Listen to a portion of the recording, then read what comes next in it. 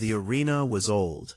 The stone walls had cracks running through them like dark rivers, and the seats were packed with thousands of bodies pressed so close together that the noise they made was less like cheering and more like weather.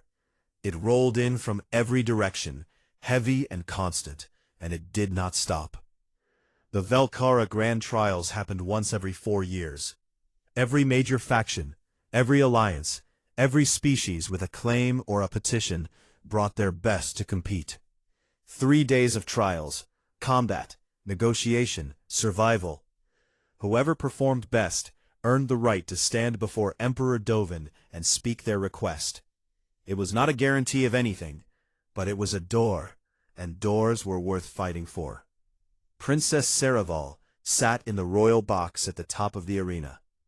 She was 23 years old, with long silver hair pinned back from her face, and violet eyes that missed very little.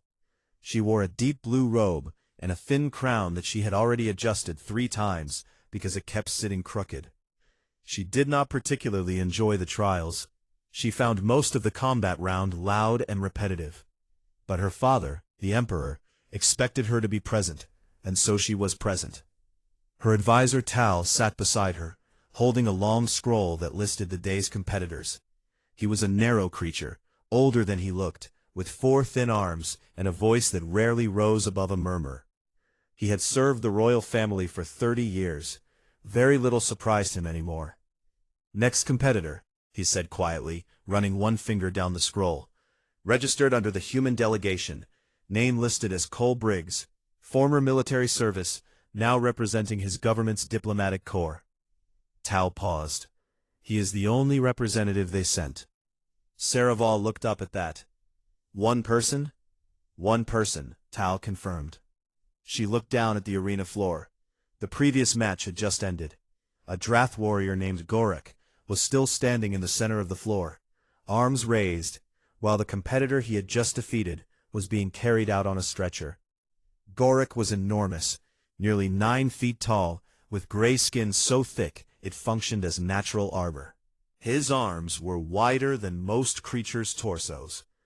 He had won 47 consecutive trial matches across 6 different systems, and he did not look tired at all. He looked like he was hoping for another match immediately. A door opened on the far side of the arena. Cole Briggs walked in. Saraval's first thought was that someone had made an error. Cole was not small exactly, but he was thoroughly average. Average height, average build, brown hair cut short, plain clothing with no armor. He had no weapon in his hands and nothing visible on his belt. He walked into the arena at an easy pace, hands relaxed at his sides, and he looked around at the crowd in the floor and the towering Drath warrior in the center, with the same calm expression a person might wear when checking whether it was going to rain. The crowd reacted exactly as expected. They laughed. It started in the lower sections and spread upward until the entire arena was full of it. Some beings pointed, some called out. The Drath, Gorak, looked at Cole and tilted his massive head to one side, as if trying to understand what he was looking at. He had fought a creature twice Cole's size in his last match. This soft, flat-faced little thing barely seemed worth turning around for. The trial marshal stood at the edge of the floor and raised his hand. "Combat trial begins on the horn," he announced. "Match ends on submission or incapacitation. No time limit." He dropped his hand. The horn sounded. Gorak moved immediately. He was fast for something his size, covering ground in long, heavy strides that made the floor shudder slightly. His right arm swung forward in a strike that, had it connected, would have ended the match, the conversation, and quite possibly Cole's ability to have any more conversations ever again. Cole stepped left. Not dramatically, not with any visible effort. He simply moved one step to the left, and Gorak's fist passed through empty air and slammed into the ground, hard enough to crack the stone. He swung again, a wide horizontal strike this time. Cole stepped right. The crowd went quiet. Gorak attacked again and again, varying his strikes, switching from high to low, from his right arm to his left. He was not unintelligent. He had fought enough matches to know how to adapt mid-fight. He changed his angles and his speed and his combinations. He feinted twice, throwing fast half-strikes to provoke a reaction before committing to the real one. Cole moved around every single one of them. He did not run.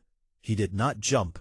He did not throw himself across the floor or perform any visible athletics. His movements were small and quiet and always just enough. A step, a turn, a slight shift of his weight. He kept his eyes on Gorak the entire time, and his face did not change at all. He did not throw a single strike back. After 3 minutes the laughter in the crowd had faded and been replaced by something confused. People were watching differently now. They were leaning forward instead of sitting back. They were not sure what they were seeing. Saraval was not sure either. "He has not attacked once," Tal observed. "No," she said. "He is going to lose on endurance if he continues like this. The draft does not tire easily." "He is not running," Saraval said slowly. She was watching Cole's eyes. They had not moved from Gorak's body once. Not to the crowd, not to the exits, not to the ground. He is watching something. "He is dodging," Tal said. "He is watching something," she said again, more firmly. Gorak threw a massive overhead strike, both arms together, meant to simply crush whatever was beneath them. Cole stepped back 2 paces, let the blow hit the floor, and then did something he had not done yet. He placed one hand lightly against Gorak's forearm. Not a strike, not a grab, just a touch that lasted less than a second. Then he stepped back again and resumed his position. Tal made a small sound. "What was that?" Saraval did not answer. She was watching Cole's face very carefully now. She had seen that expression before.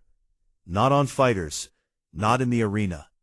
She had seen it on engineers when they were calculating load weights, on physicians when they were listening for something specific in a patient's breathing. It was concentration. Pure, quiet, unshakable concentration. The horn had not sounded. The match was still going. Gorak pulled his arms back and prepared to attack again. And Cole Briggs stood in the center of the arena floor, completely still, watching him with those calm brown eyes, and waited. The crowd did not know what to do with this. Neither, if she was honest with herself, did Saraval. 5 minutes passed. Gorak had thrown over 40 attacks. He had hit the floor twice, the arena wall once, and Cole Briggs 0 times. He was beginning to breathe differently. Not heavily, not yet, but the rhythm of his breath had changed. It was sharper between attacks. His footwork was still good, still grounded, but there was a slight drag in his right foot now that had not been there in the first 2 minutes. Cole had noticed it. He had noticed everything. He noticed that Gorak favored his right side on offensive strikes, but protected his left side more carefully, which meant the left had been injured before.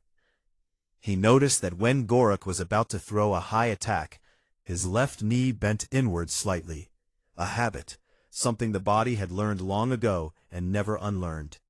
He noticed that after 3 consecutive strikes without landing a hit, Gorak always paused for exactly 1 breath before changing his approach. 1 breath, not 2, not half, 1. Cole cataloged all of it quietly and kept waiting. In Section 7 of the arena, not far from the floor-level viewing rail, a group of Velkara soldiers were watching in silence. They were not there for entertainment. They were assigned to trial security, posted at regular intervals around the lower sections. 3 of them had been watching the match from the beginning. One of them, a sergeant named Orvan, had served in the Empire's border campaigns for 12 years. He had fought alongside creatures from 14 different species. He had seen every style of combat the Empire's territories had to offer, and a few from outside it. He turned to the soldier beside him and spoke quietly. "He is mapping him." The soldier frowned. "Sir?" "The human," Orvan nodded toward the floor. "Watch his eyes. They have not moved from the Drath's body once in 5 minutes." He is not just dodging, he is recording. Every habit, every pattern, every flaw. He paused. He is building a picture of exactly how that creature fights.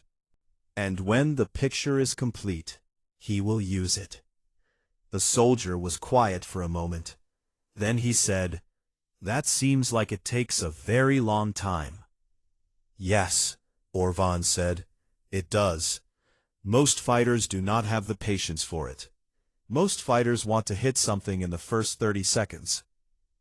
He watched Cole step around another strike with that same small, unhurried motion. He is not most fighters. Up in the royal box, Saraval had stopped sitting back in her chair. She was sitting forward now, her elbows on the railing, her eyes on the floor below. Tal had gone quiet beside her, which he rarely did during matches. He was watching too. The crowd had changed again. The confused murmuring had sharpened into something more focused. People were not pointing and laughing now. They were watching the way they watched things they did not fully understand, but could not look away from. Some of them were tracking Cole. Some of them were tracking Gorak. A few sharper ones were watching both, and trying to see what the human was seeing. Gorak attacked with a new combination: left strike, right strike, low sweep. It was the most complex sequence he had used. It covered 3 attack zones simultaneously, and was the kind of thing that overwhelmed most opponents, because there was simply too much to process at once. Cole moved through it like he had seen it coming for the last 5 minutes. Because he had.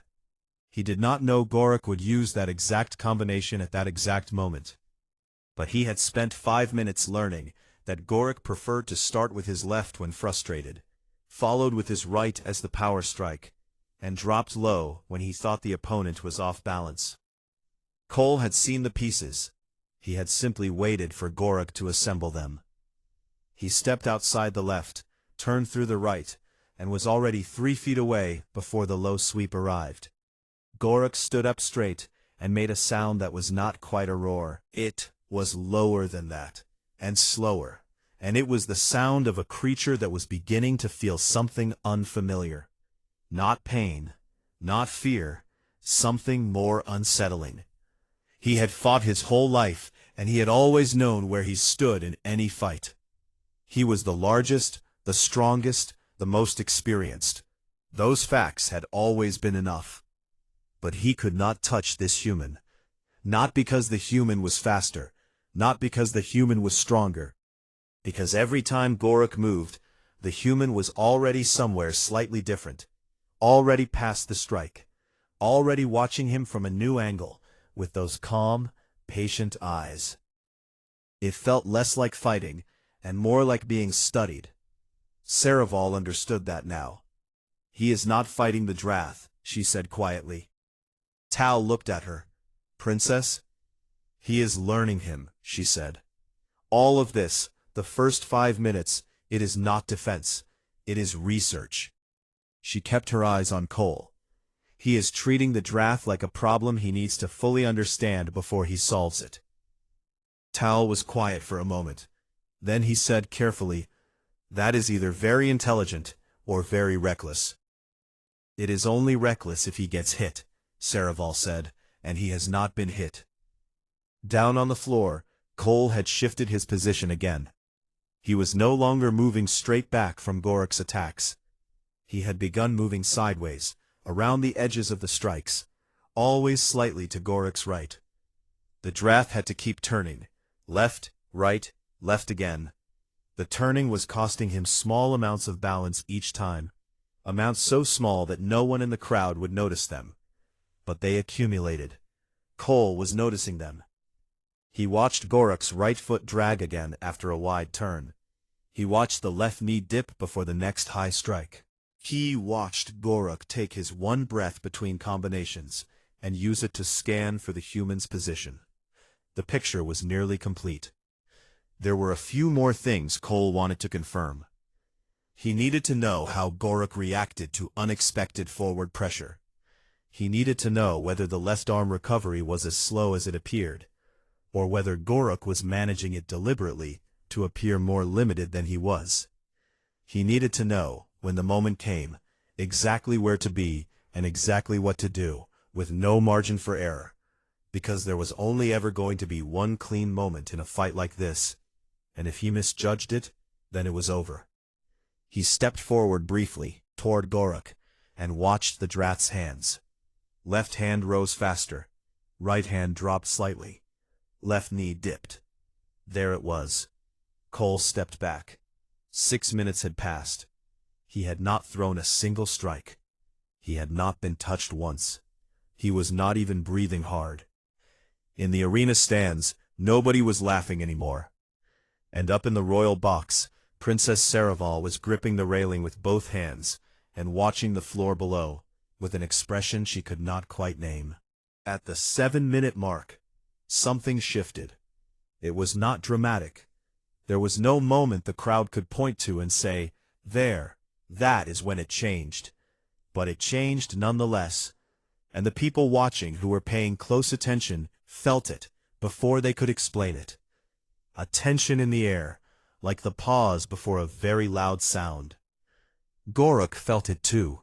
He had been fighting for 7 minutes, and he had not landed a single hit. That had never happened to him before.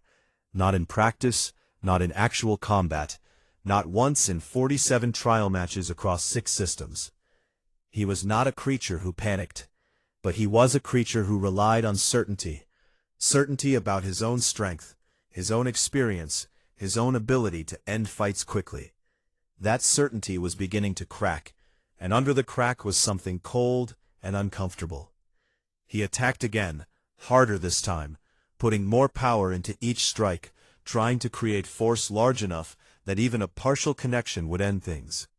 The floor shook when his fists hit it.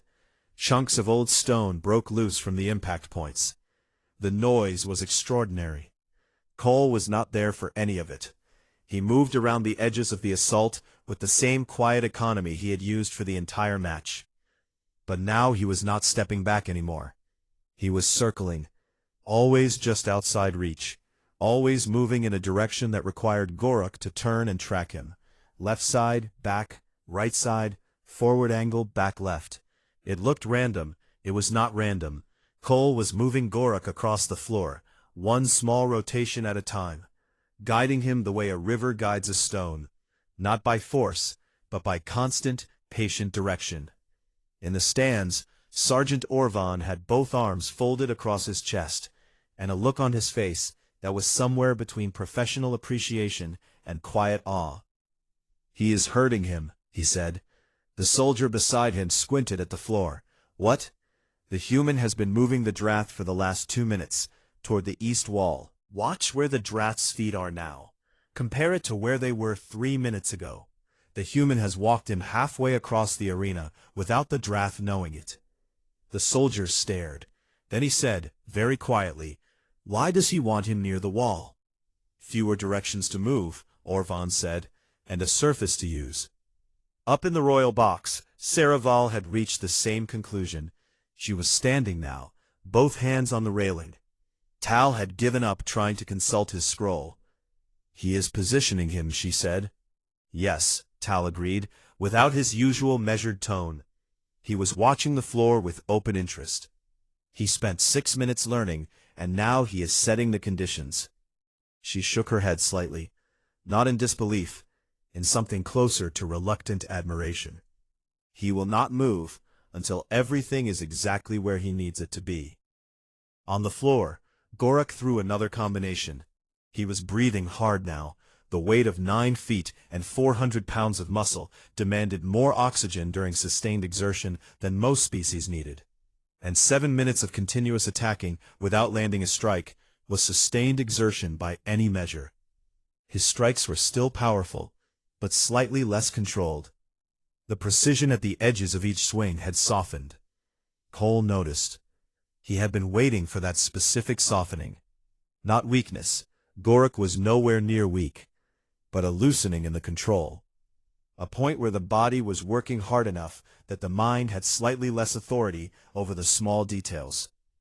He moved Gorok 2 more steps toward the east wall, with a simple sidestep that required the Drath to pivot right. Then he stopped circling. He stood directly in front of Gorak, 4 feet away, and he was still. Gorak blinked. This was new. The human had not stood still in front of him for the entire match. He had always been slightly to the side, slightly behind, always moving, looking at him. Gorak did what any experienced fighter does when an opponent stops moving. He attacked immediately. Left strike first, because the left hand rose faster, as Cole had confirmed at the 6-minute mark. High strike, because the left knee dipped inward. Recovery on the right arm would be slow. Cole was already moving before the strike landed. He went inside the arm, not away from it, inside, where the leverage was worst and the power was lowest. He felt the arm brush his shoulder, and it was like being grazed by a very large truck, but it did not stop him. His hands found Gorak's wrist and elbow in the same moment. He did not try to stop the arm. He took the arm's own momentum, turned it, redirected it, and pulled. Gorak's body followed his arm because it had no choice. Physics did not negotiate. Cole stepped under him, changed his angle, and in 3 seconds of motion so clean, it barely looked like a fight at all. The 9-foot, 400-pound Drath warrior was face down on the arena floor, with his arm locked behind him, in a direction that arm was very much not designed to go. Gorak went completely still. For one long moment, nobody in the arena made a sound. Then Gorak tapped the floor twice with his free hand. The horn sounded, and the arena came apart. The roar that hit Saraval was physical. She actually took a step back from the railing. The sound rolled up from the floor, and through the stone and through her feet, and into her chest. Around her, the court officials were on their feet. Tao had dropped his scroll entirely. Even the Imperial guards at the back of the royal box had abandoned their formal stillness and were leaning to see the floor. Down in the arena, Cole stepped back from Gorak and offered his hand. Gorak, still on the floor, looked at it for a moment. Cole helped pull him to his feet, which was almost comical, given the size difference, and Gorak looked down at him for a long moment without speaking. Then the Drath put one enormous hand on Cole's shoulder, gently, which was strange for a creature who had spent the last 7 minutes trying to destroy him, and said something that the crowd noise swallowed completely. Whatever it was, Cole nodded. Saraval watched Cole walk back toward the competitor's exit. He did not raise his arms. He did not address the crowd. He walked the same way he had walked in, at an easy pace, hands relaxed, face calm. The only difference was that he was walking slightly toward one side, to account for the shoulder that had been grazed by a Drath's arm at full extension. He did not look up at the royal box. But Saraval watched him until the door closed behind him, and she stood at the railing for a moment longer after that, and she thought about 8 minutes of silence, and patience, and watching, and what it meant to understand something so completely that it could no longer hurt you. Then she turned to Tal and said, "I want to speak with him." Tal picked up his scroll. "That is not standard procedure, Princess." "No," she agreed, "it is not." She walked toward the exit of the royal box, and Tal followed. The preparation halls beneath the arena were narrow and low-ceilinged, lit by strips of pale light set into the walls. They smelled like stone and old equipment, and the faint chemical sharpness of medical compounds used on tired muscles. Competitors moved through the corridors between matches, some limping, some quiet, some still buzzing with adrenaline and talking loudly to no one in particular. Cole was not doing any of those things. He was sitting on a bench outside his assigned room with a cup of something warm from the hall dispenser, and he was doing nothing at all, not reviewing, not pacing, not discussing the match with anyone, just sitting quietly with his cup, the way a person sits when the day has been long and they have decided that silence is the most sensible option. He heard footsteps coming down the corridor, and did not look up until they were close. Then he looked up, and he saw the crown, and he stood. Saraval stopped a few feet away from them. She had 2 palace guards behind her, which she had not wanted, and Tal beside her, which she had also not particularly wanted, but accepted as inevitable. She had told herself on the walk down that she had a clear and official reason for this visit. Something about the trial committee, something about paperwork, something that sounded professional and appropriate. She had forgotten all of it when she turned the corner and found him sitting there, looking completely unbothered. "You are the human competitor," she said. "Cole," he said. "You can use Cole." She straightened slightly. "I am Princess Saraval, daughter of Emperor Dovan." "I know who you are," he said, without any particular reverence in his voice, though also without any disrespect. He simply said it the way a person states a fact they have already confirmed. Saraval decided to abandon the professional framing entirely. "You spent 8 minutes doing nothing," she said. "I spent 8 minutes watching. You could have been killed in those 8 minutes." "I could have been killed faster in the first minute," he said calmly. "If I had gone in immediately with no information, I would have been guessing against a Drath warrior who has won 47 matches. He shook his head slightly. "That is not a fight. That is a result waiting to happen." Saraval looked at him for a moment. "So you waited." "I learned," he said. "The waiting was a side effect." She stepped forward slightly, close enough that the guards behind her shifted, and she looked at him with the same directness she used on court officials who tried to speak around important things. "What exactly did you learn in 8 minutes?" Cole did not hesitate. "He is right-hand dominant but protects his left side more.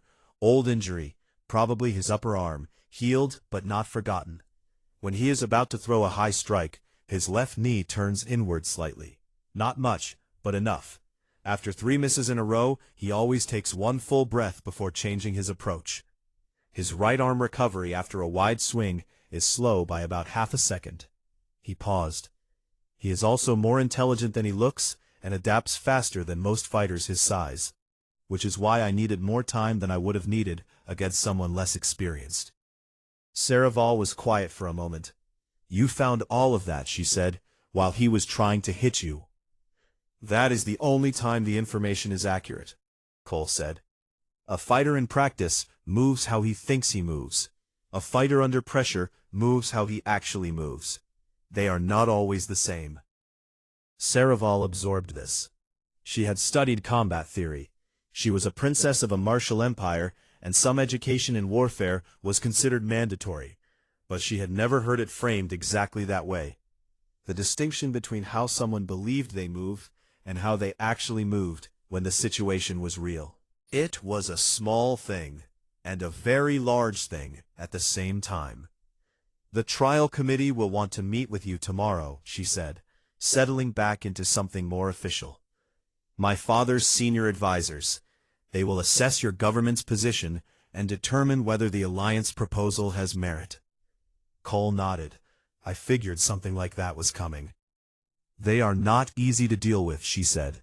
"They are sharp, and they are experienced, and they have rejected every proposal from the last 3 trial cycles without moving to negotiation. They will look for any weak point they can find." Cole smiled slightly. It was the first time she had seen him smile, and it was smaller than she expected. "Good." She blinked. "Good? Pressure is information," he said. "Same principle. If they come at the proposal hard, I will learn where the real concerns are. The things they argue loudest about are usually the things they are most worried about losing." He shrugged lightly. "That is where the actual negotiation lives, not in the formal terms." Saraval looked at him for a long moment. She had met many diplomats in her life. Most of them operated by building walls, careful language, formal positions, layers of protocol that kept the real conversation at a safe distance. She had met very few who walked in looking for pressure the way other people looked for shelter. "You think the same way about everything," she said. It was not quite a question. "It is the only way I know how to think," Cole said simply. Tal, who had been standing quietly to the side and pretending not to listen, cleared his throat softly. Saraval ignored him. "What did Gorok say to you?" she asked, when he put his hand on your shoulder. Cole was quiet for a second, as if deciding whether to share it. Then he said he has fought 412 opponents in his career, and he has never not known what an opponent was doing. He said watching me work felt like trying to grab smoke. He said that was the most afraid he had been in 20 years. Saraval felt something move in her chest. Not pity. Goruk did not need pity. Something more like recognition. The Drath had named the thing precisely. There was something deeply unsettling about an opponent who would not react, would not panic, would not give you the feedback your training expected. It disrupted the entire logic of a fight. That was your intention, she said quietly. Not to frighten him, Cole said. But yes, an opponent who is confused is already losing. Not to you, to themselves. The corridor was quiet for a moment. Somewhere further down, a door closed heavily, and a distant voice called something in a language Saraval did not recognize. She should go. She had been here too long already, and Tal was doing his gentle throat-clearing thing that meant the schedule was unhappy with her. But she had one more question, and she was going to ask it. Why did your government send only you, she said, one person, for something this significant? Cole looked at his cup for a moment. Then he looked back at her. Because one person who is paying attention, he said, is worth more than a room full of people who are not. Saraval held that for a moment. Then she straightened, adjusted her crown, and turned to go. She got 2 steps away before she stopped. She did not turn back around, but she spoke clearly enough for him to hear. Tomorrow's session with the advisors begins at the 3rd hour. I will not be in the room. She paused, but I will read the full record of it afterward. She heard nothing behind her, no reply, no sound, but somehow she was certain he was smiling. The second trial was held in the council chamber at the top of the palace's eastern tower. It was a long room, with high windows, and a table down the center that could seat 30, though only 8 seats were filled that morning. On one side sat Emperor Dovan's 4 senior advisors, old, experienced, and collectively responsible for rejecting every outside alliance proposal for the last 12 years. On the other side sat Cole Briggs, alone, with a cup of water and a blank sheet of paper. Saraval was not in the room, but she had arranged, through Tal and through a minor procedural allowance that was technically within her authority, for a full transcript to be delivered to her by the 4th hour. It arrived early. She read it in her sitting room by the window, and she read it twice. The session had begun the way these sessions always began. The lead advisor, a creature named Barvas, who had served 3 emperors, opened with a list of concerns about the human territories, their distance, their relative military youth, their lack of formal standing in the empire's existing alliance structure. It was a standard opening, designed to put the petitioning party on the defensive immediately and keep them there. Cole had not defended. According to the transcript, his exact response to Barvas's opening statement was, "Those are real concerns. Which one worries you most?" Barvas had apparently paused for a moment. Then he had answered. And Cole had kept asking questions. Not aggressive ones, not traps, just genuine ones, for the first 20 minutes of a session that was supposed to be structured as a formal presentation. By the time Cole had started actually speaking about the alliance terms, he had learned what each advisor actually cared about, what they were afraid of, and what they needed to hear in order to feel that their concerns had been taken seriously. Then he had addressed every single one of them, directly, specifically, without generalities or formal language, not promising things that could not be delivered, not minimizing the real difficulties, but showing that he had heard each concern and had a thoughtful answer to it. The session had gone 2 hours longer than scheduled. At the end, Barvas, who had not changed his position on an outside proposal in over a decade, had recommended moving to full negotiation. Saraval put down the transcript and sat quietly for a moment. Then she said to the empty room, "Same principle." She already knew how the 3rd trial would go. She did not know the details, but she understood the pattern now well enough to anticipate it. The survival trial required competitors to spend one night in the outer territory, a stretch of rough land beyond the palace's outer wall, populated by native wildlife that was not particularly friendly, and terrain that was genuinely difficult. The intent was to test resourcefulness and composure under pressure. Cole came back at dawn. He was carrying something wrapped in a strip of cloth torn from his sleeve. When the trial marshals came to meet him at the boundary, he asked them before anything else whether there was a facility on the palace grounds that handled injured wildlife. There was. It was small and not widely known. He handed them the bundle carefully. Inside was a young creature, one of the outer territory's native animals, a four-winged thing about the size of a large cat, with a compound fracture in one of its lower limbs, and the look of something that had been on the ground for at least a day before Cole had found it. He had splinted the limb with two thin branches and the torn cloth during the night, keeping the animal calm, and carried it the remaining distance to the boundary. The trial marshals looked at each other. Then they took the animal to the facility. Cole had also, incidentally, scored the highest navigation marks of any competitor in the trial's current cycle, found 2 of the 3 resource markers that were considered optional difficulty additions, and returned without a single injury. The court voted that afternoon. The alliance proposal passed. That evening, after the formal announcement and the reception that followed it, which Cole attended quietly, speaking when spoken to, watching the room the way he watched everything, Saraval found him on the outer steps of the palace. He was sitting on the wide stone ledge at the top of the steps, looking out over the capital city as the twin moons rose above the skyline. The city at night was something worth looking at. The lights of 1,000 buildings reflected in the river that ran through the center, and the streets were still busy, full of sound and movement. Saraval sat beside him. She had not announced herself. She had simply come and sat. For a while, neither of them said anything, which was surprisingly comfortable. "You leave in the morning," she said eventually. "Early," he agreed. She looked out at the city. "The advisors are still talking about the negotiation session. Barvas told my father it was the most efficient use of council time he had experienced in 30 years. She paused. He was not sure whether to be impressed or annoyed. "Both is fine," Cole said. Saraval smiled. It was a real one, not the formal kind she wore in court. "The animal you brought back. The staff at the facility said the splint was well done." "I have had some practice," he said. She looked at him. "Military service?"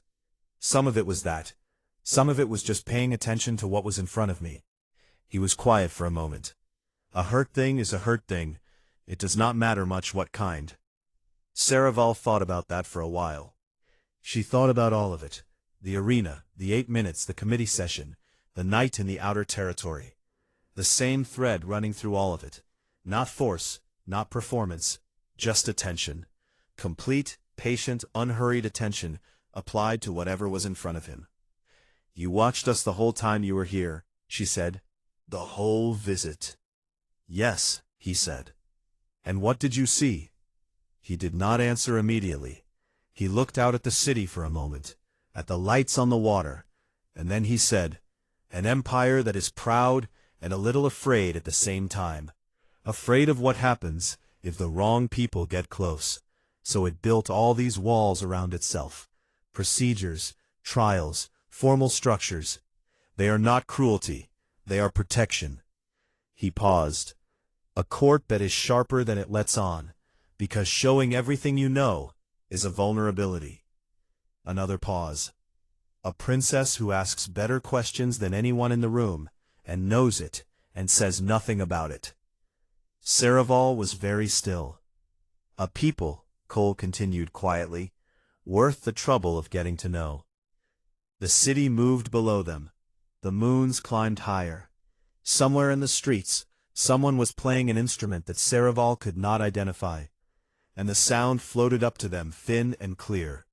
She had prepared, in the back of her mind, something measured to say in response, something that acknowledged the observation without giving too much away. she did not say it. "When you come back," she said instead, and she was certain without knowing why that he would come back, "I want you to teach me the watching, the patience, the way you take 8 minutes to understand something before you decide what to do with it."